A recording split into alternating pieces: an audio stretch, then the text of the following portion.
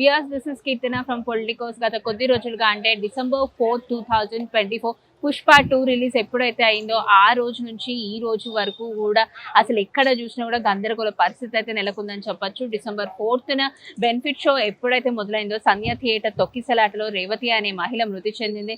తన కొడుకు శ్రీతేజ్ ఇప్పటికీ హాస్పిటల్లో చికిత్స పొందుతున్నారు. అయితే దీనికి సంబంధించి అల్లు అర్జున్ గారి పైన కేసు వేయడము, ఆయన యథావిధిగా పోలీస్ స్టేషన్ల చుట్టూ తిరగడము, బెయిల్ కోసం తిరగడం ఇదంతా చూస్తూనే ఉన్నాం.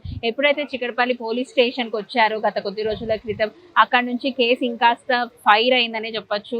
అండ్ అక్కడ నుంచి గాంధీ హాస్పిటల్కి వెళ్ళి ఆ తర్వాత ఆయన హెల్త్ చెకప్ అవన్నీ చూపించుకొని ఇక్కడ 14 రోజుల రిమాండ్ అయితే పెట్టారు. అయితే ఆ రోజు రాత్రి ఆయన మధ్యస్థర బెయిల్ తీసుకొని బయటికి కూడా రావడం జరిగింది. ఈ మధ్యస్థర బెయిల్ వల్ల ఓన్లీ 4 వారాల పాటు మాత్రమే ఇచ్చారు.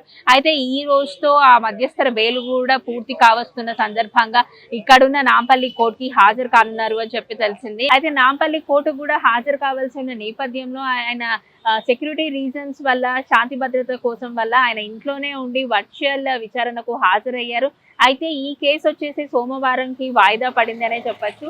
అయితే ఎప్పుడైతే ఆయన 13th రోజు చిక్కడపల్లి పోలీస్ స్టేషన్కి వెళ్ళి అక్కడ వాళ్ళతో మాట్లాడిన తర్వాత గాంధీ హాస్పిటల్కి వెళ్ళి అక్కడ హెల్త్ కూడా చెకప్ చేయించుకున్నారు. ఆ తర్వాత మళ్ళీ వచ్చేసి చెంచల్గూడ జైలులో ఆయన ఉన్నారు.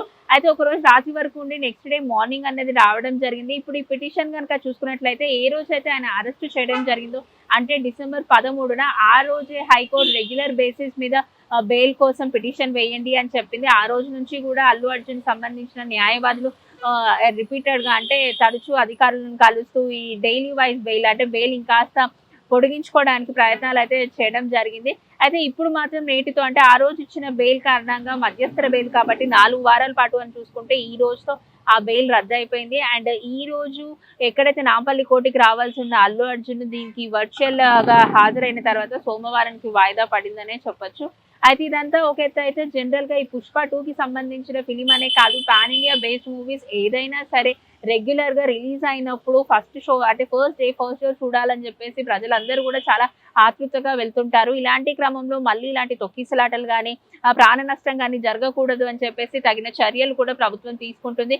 అందులో భాగంగానే నిన్న ఒక మీటింగ్ కూడా జరిగింది. ఫిలిం ఇండస్ట్రీకి సంబంధించిన వాళ్ళందరూ కూడా అక్కడికి రావడం జరిగింది. నాగార్జున గారు కానివ్వండి, మురళీమోహన్ గారు కానివ్వండి, ఇలా అంటే జనరల్ గానే దిల్ రాజు వీళ్ళందరూ కూడా అక్కడ రావడం జరిగింది. ఆ ప్రాసెస్ లో ఆ ప్రోటోకాల్ ప్రకారం వీళ్ళకున్న ఇష్యూస్ అన్ని కూడా చెప్పడంతో ప్రభుత్వం కూడా సానుకూలంగా స్పందించి వీళ్ళకి ఎటువంటి షూటింగ్స్ కావాలన్నా చెప్పి తెలంగాణ వరల్డ్ వైడ్ చూసుకున్న, తెలంగాణలో మొత్తం చూసుకున్న ఎక్కడైతే వాళ్ళకు షూటింగ్ స్పాట్స్ కావాలి అక్కడ పర్మిషన్ కూడా దొరుకుతుంది. అలాగే షూటింగ్ పూర్తి చేసుకున్న తర్వాత మరిన్ని 2 గంటల్లోనే హైదరాబాద్కి కూడా తరలి రావచ్చు అని చెప్పేసి రేవంత్ ప్రభుత్వం కూడా కోరింది.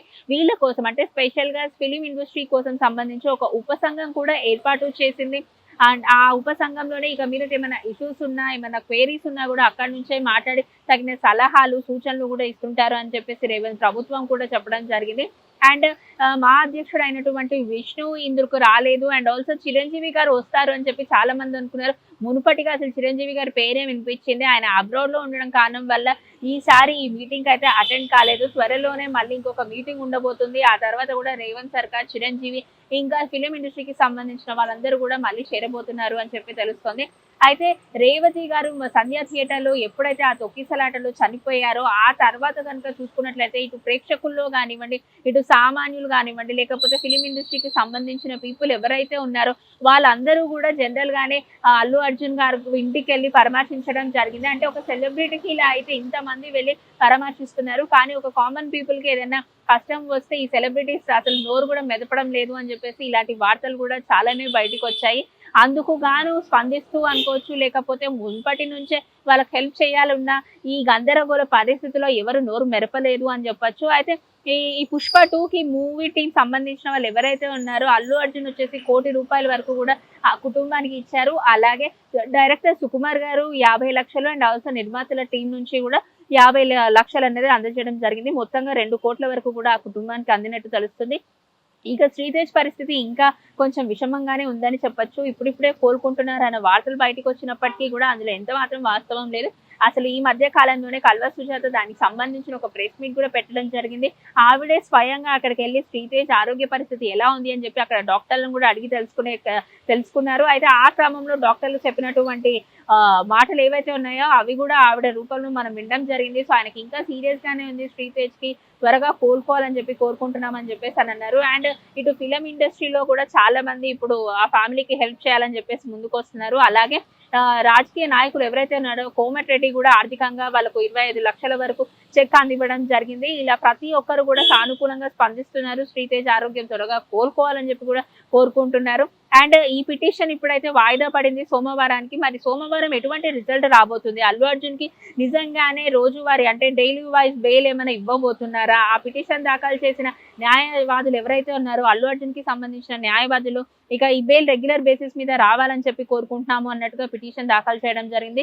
మరి కోర్టు ఎటువంటి తీర్పుని ఇవ్వబోతుంది? నిజంగానే ఆయనకు రెగ్యులర్ వైజ్ బెయిల్ ఏదైనా ఇవ్వబోతుందా, లేకపోతే మళ్ళీ అతన్ని ఏమైనా కస్టడీలోకి తీసుకునే అవకాశాలు ఉన్నాయా లేదా అన్నది సోమవారం తెలియనుంది. ఇది ఇప్పటివరకు ఉన్న అప్డేట్. వీడియో జర్నలిస్ట్ నందుతో Keerthana, Politicos reporting from Hyderabad. Please subscribe to the channel and download the Politicos app from the links in the description.